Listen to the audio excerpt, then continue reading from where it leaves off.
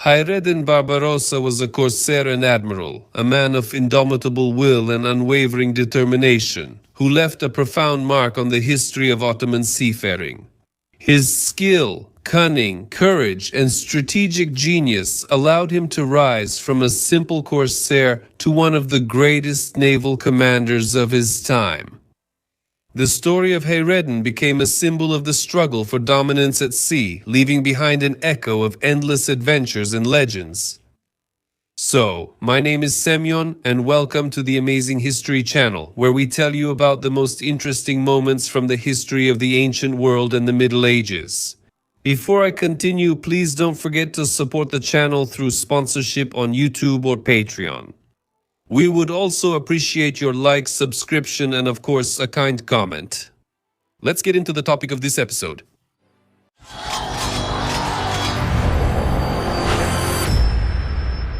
According to some sources, Hayreddin was born in 1478 as Khizir Reis on the Greek island of Lesbos. In the family, besides him, there were three more sons, Ishak, Aruj, and Ilyas.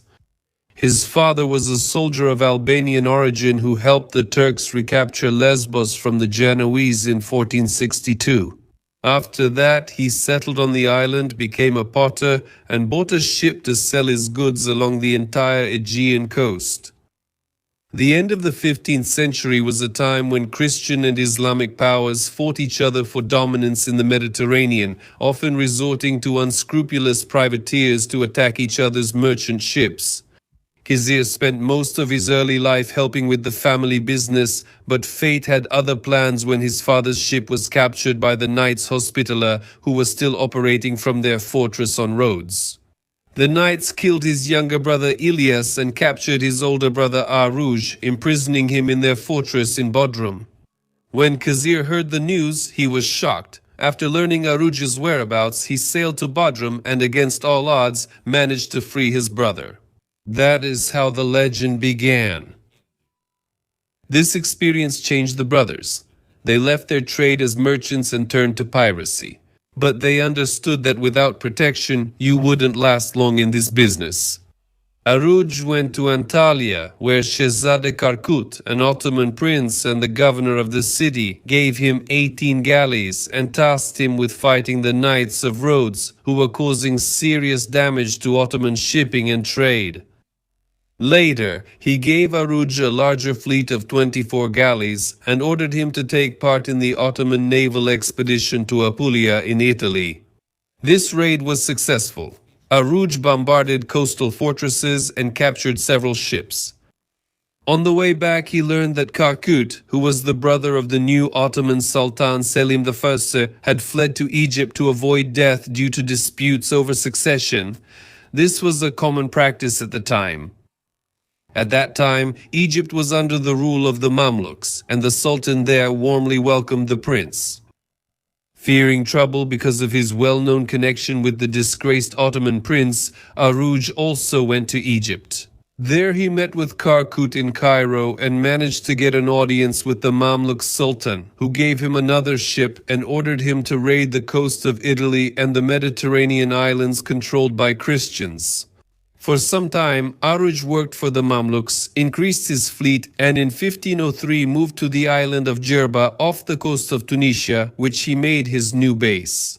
Soon, Aruj was joined by his brother Khizir. In 1504, the brothers contacted the ruler of Tunisia and asked for permission to use the strategically located port of La Goulette for their operations. They were granted this right on the condition that they would give 1/3 of their spoils to the Sultan. Aruj and Khizir began to operate actively in the Mediterranean. They captured papal galleys, attacked warships, and raided the Italian coast. Later, their third brother Ishak joined them. The brothers arrived in North Africa at just the right time. Back in 1492, the Spanish Queen and the Crown expelled the last Islamic rulers from Iberia. And in the following decades, they turned their ambitions southward, seizing coastal territories in Algeria, Tunisia, and Morocco. The Moriscos, as the Muslims living in Spain were called at that time, were forced to choose between converting to Christianity and exile. Some did not lose hope and secretly held on to their faith, but others moved to nearby North African ports. There, these outcasts fared well. Familiar with the area, as well as with Spanish culture and language, they joined the ranks of the Corsairs. Aruj took part in the evacuation of the Moriscos from Iberia, for which he received the title Baba, which means father. Because of the similar sound, Europeans perceived Baba Aruj as Barbarossa, the Red Beard. Considering that all three brothers had reddish facial hair, the nickname stuck. The brothers' first exploits in North Africa were connected to conflicts involving the Spaniards and their Christian allies. They became a scourge for the coasts of southern Italy and Spain and also repelled the Spanish attack on Algiers. In 1512, the brothers launched an attack on Béjaïa, which was controlled by the Spaniards. During the battle, Aruju lost a limb, which he quickly replaced with a shiny prosthesis, earning him the nickname Silver Hand. With each victory, the brothers gained more authority in the Muslim world. In the following years, they carried out increasingly successful raids, attacking the interior regions of Genoa and the coast of Valencia. The brothers continued to operate from their base in La Goulette, where they had a shipyard and a gunpowder factory. In 1516, the brothers expelled the Spanish garrison from Algiers and overthrew the local emir. For a year, Aruj ruled as the Sultan of Algiers, but he quickly realized that he would not be able to fend off the Spanish and other enemies for long. He needed an ally, and the best protection against Spain for Aruj was to join the Ottoman Empire. To do this, he had to give up the title of Sultan of Algiers in favor of the Ottomans. In 1517, he offered Algiers to Sultan Selim. The first Selim accepted Algiers as a province of the Ottoman Empire, appointed Aruj as the governor of Algiers and the chief naval governor of the Western Mediterranean. He also promised to support him with janissaries, galleys, and cannons. In 1518, Aruj Barbarossa captured the city of Tlemcen from its Berber Sultan Abu Zayan. He fled to Oran and called on Spain for help. The fall of Tlemcen threatened the supply routes to the Spanish base in Oran, so they decided to recapture the city. As a result, 10,000 Spanish soldiers, along with thousands of local Bedouins, marched overland to Tlemcen. In the city were Aruj and Ishak, along with 1,500 Turkish and 5,000 Moorish soldiers. For 20 days they defended the city, but in the end both of them died in battle. After their deaths, Khizr was the only one of the four brothers to survive. He inherited his brother's position and his nickname, Barbarossa, as he became known. With new Turkish soldiers sent by the Ottoman Sultan, Barbarossa captured Tlemcen in December 1518. He continued the policy of evacuating Muslims from Iberia to North Africa, thereby gaining a significant number of grateful and loyal supporters who harbored a deep hatred for Spain. In the following years, he continued to fight against the Spanish and the Italians. And in 1522, he sent his ships to take part in the Ottoman conquest of Rhodes. As a result, the Knights of St. John left the island once and for all. The 1520s were a whirlwind of destruction. It seemed that nothing could stop the legendary Barbarossa and his corsairs. Sardinia, Marseille, Liguria, and Sicily became victims of their raids. The entire western coast of the Mediterranean was gripped by terror. The cities were heavily fortified, the coastal villages abandoned, and one Spanish source claims that from the Strait of Gibraltar to Messina, no one could eat or go to bed feeling safe. In 1532, Barbarossa was summoned to Constantinople, where he was entrusted with a special mission. A Genoese admiral named Andrea Doria was raiding the Ottoman Vladimir in the Peloponnese. Barbarossa's fleet had already encountered the cunning Italian more than once. Barbarossa set out in pursuit of the Genoese fleet and caught up with it at Preveza, where he captured 7 galleys and put the rest of Doria's ships to flight. This was a rehearsal for the upcoming battle, which would take place in the same place between these same two men a few years later. Returning to Constantinople in triumph, Sultan Suleiman appointed Barbarossa as the commander-in-chief of the entire Ottoman fleet and granted him the title Hayreddin, the best of the believers. Barbarossa captured 9 major islands of the Aegean Sea from the Republic of Venice. He devastated the island of Corfu, destroying its farms and enslaving almost the entire rural population. Distressed by their losses, the Venetians turned to the Pope for help. Barbarossa finally became a serious threat, and Pope Paul III took action by assembling a huge alliance, the Holy League, which included Spain, Venice, Genoa, the Papal States, the Habsburgs, and the Knights Hospitaller, who were now based in Malta.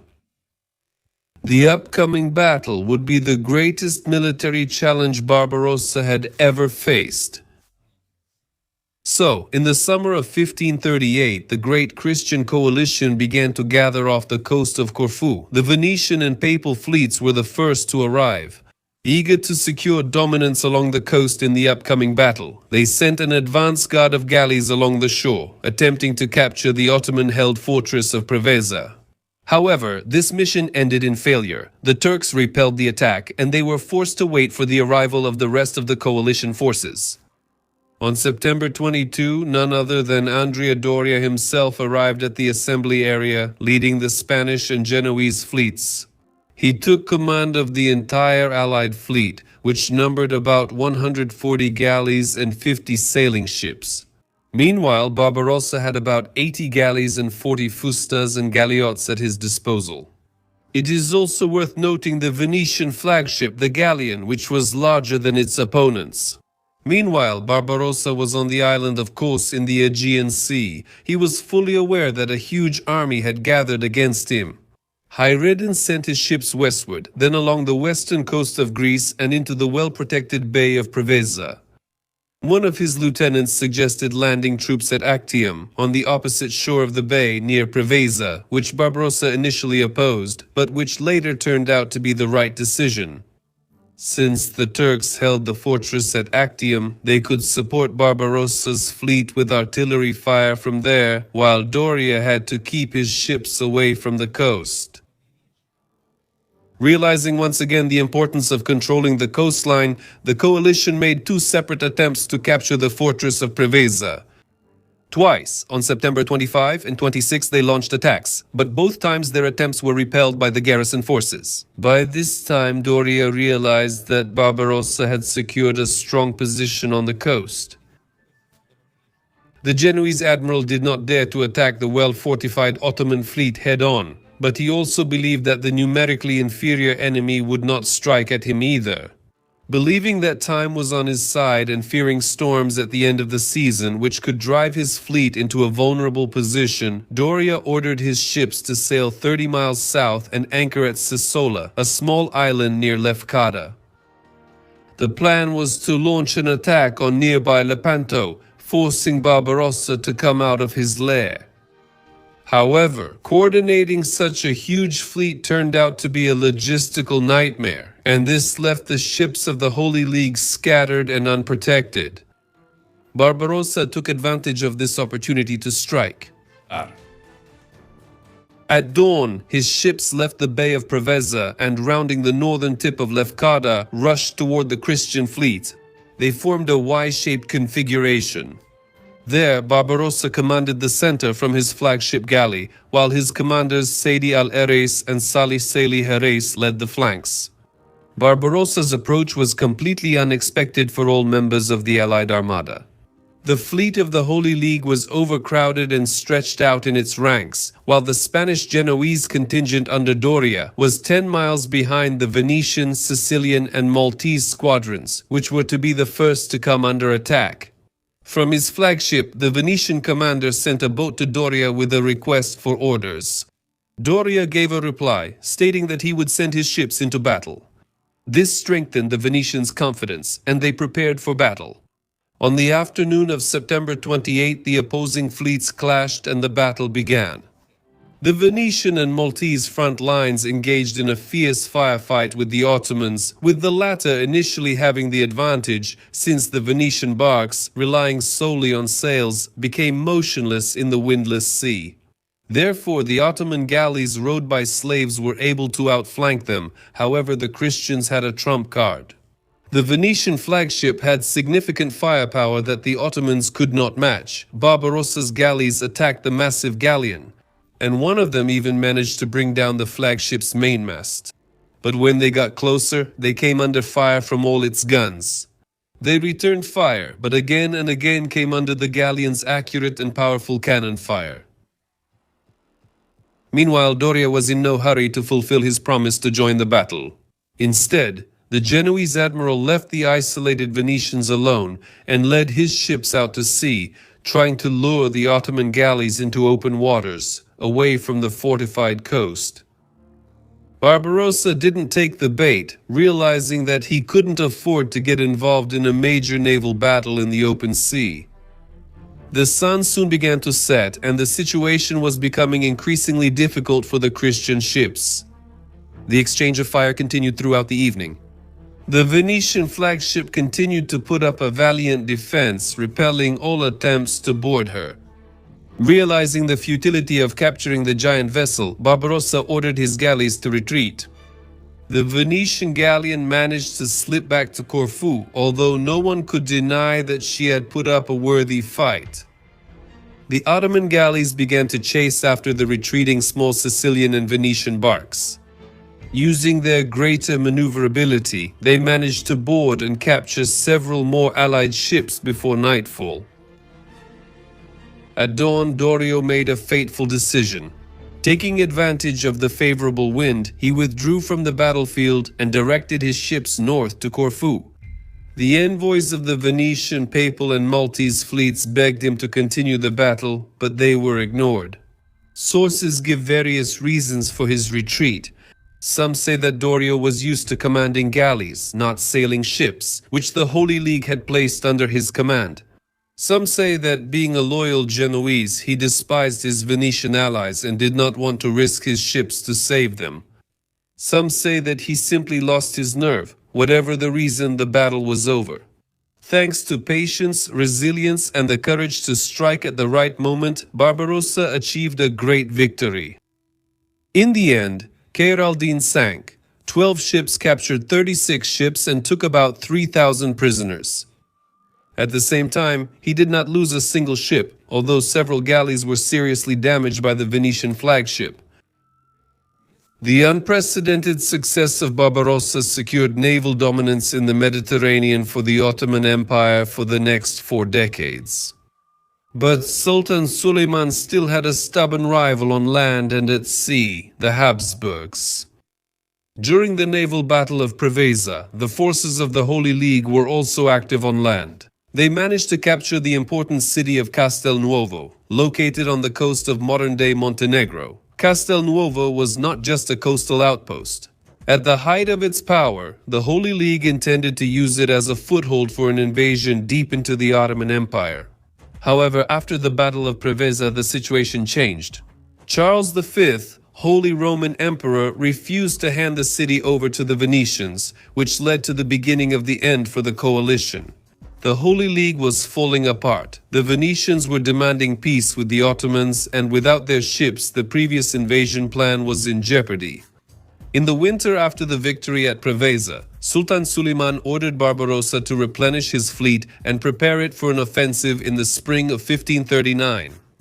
Their plan was simple to execute. They were to begin the attack on Castelnuovo from 2 sides. The red-bearded admiral would blockade the coastal fortress from the sea, while the governor of Ottoman Bosnia named Ulaman would lead the attack from land, surrounding the target from both sides. On 200 ships of Barbarossa, there were about 10,000 regular infantry and 4,000 elite janissaries. At the same time, the land army numbered 30,000 men. Meanwhile, the Habsburg garrison in Castelnuovo was tiny compared with the colossal legions that descended upon them. 1 tercio, a unit of Spanish pikemen and musketeers under the command of Francisco de Sarmiento, was defending. A total of 3,500 men, reinforced by several light cavalry units and Greek soldiers. Nevertheless, they were determined to fight.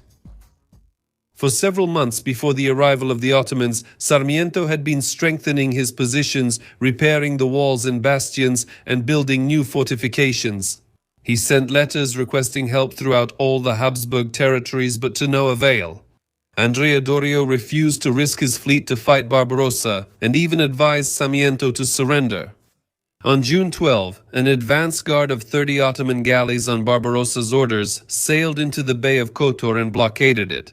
They landed an advance detachment of 1,000 soldiers near Castelnuovo to gather food, water, and capture local residents for information. The Spaniards soon learned about the enemy landing, and Sarmiento sent 900 infantrymen to confront them, who managed to push the Ottomans back to their ships. On June 18, Barbarossa arrived with the main part of the Ottoman fleet. He immediately ordered his soldiers to land and establish a bridgehead.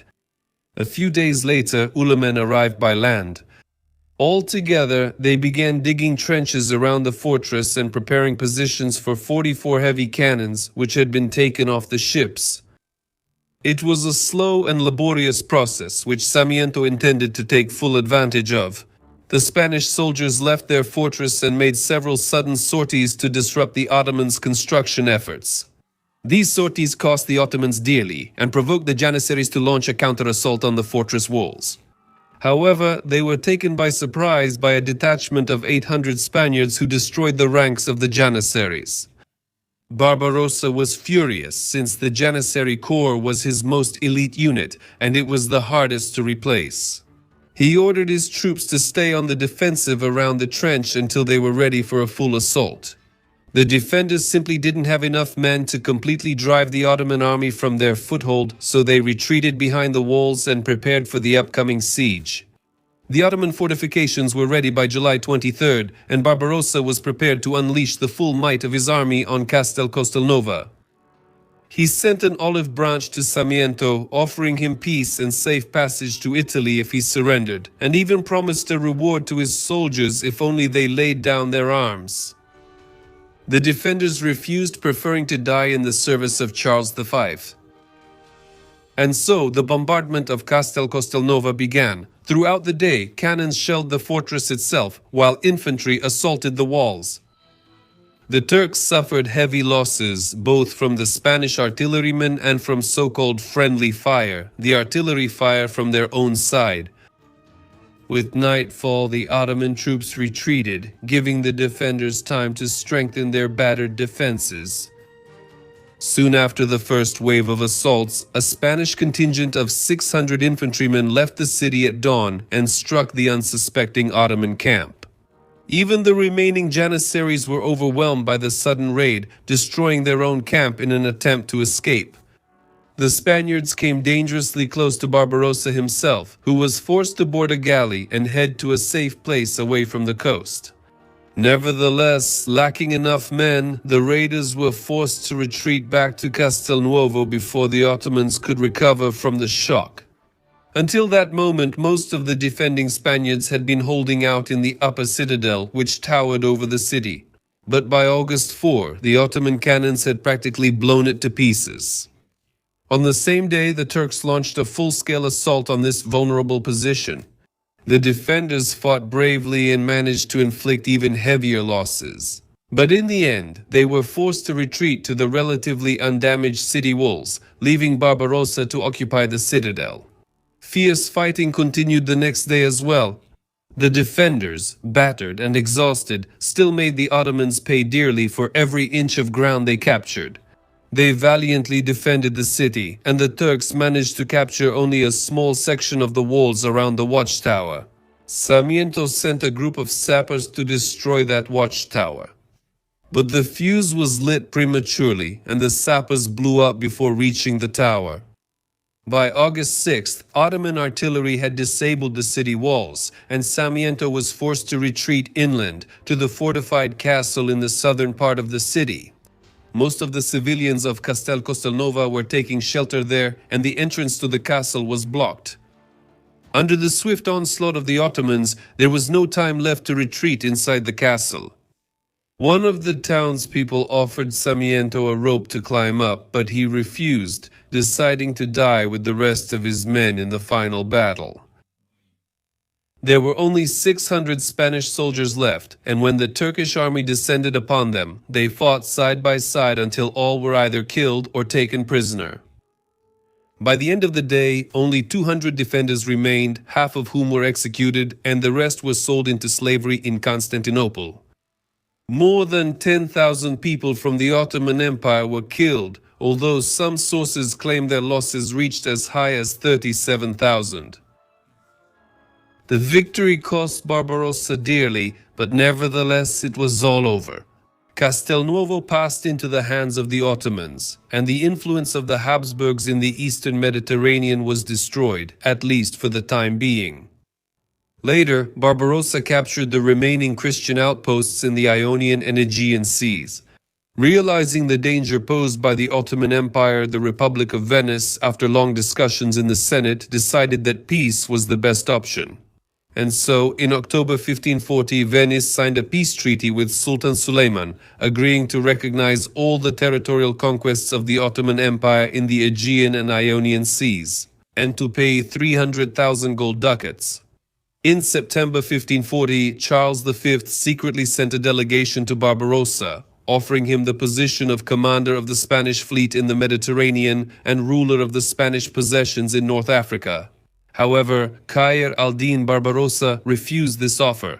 The Spanish envoy was arrested, and all the emperor's efforts to persuade Barbarossa were unsuccessful. At the end of 1540, perhaps no one in Europe was as enraged as Emperor Charles V, because the Venetian Republic betrayed him, signed a peace treaty with the Ottomans, and withdrew from the Holy League, which, by the way, it had initiated. Moreover, he failed to achieve any of his goals, suffering a humiliating defeat at the Battle of Preveza and during the capture of Castelnuovo. Finally, he failed to persuade Barbarossa to switch sides and join his cause. The pride of the powerful emperor could not accept such an outcome, and Karl was determined to respond. So he secretly mobilized a huge fleet with the help of the remaining states of the Holy League to defeat Ottoman Algiers, which had been a thorn in Spain's side for more than 30 years. A total of 65 galleys and 450 auxiliary and cargo ships were assembled, with 12,000 sailors and 24,000 land troops.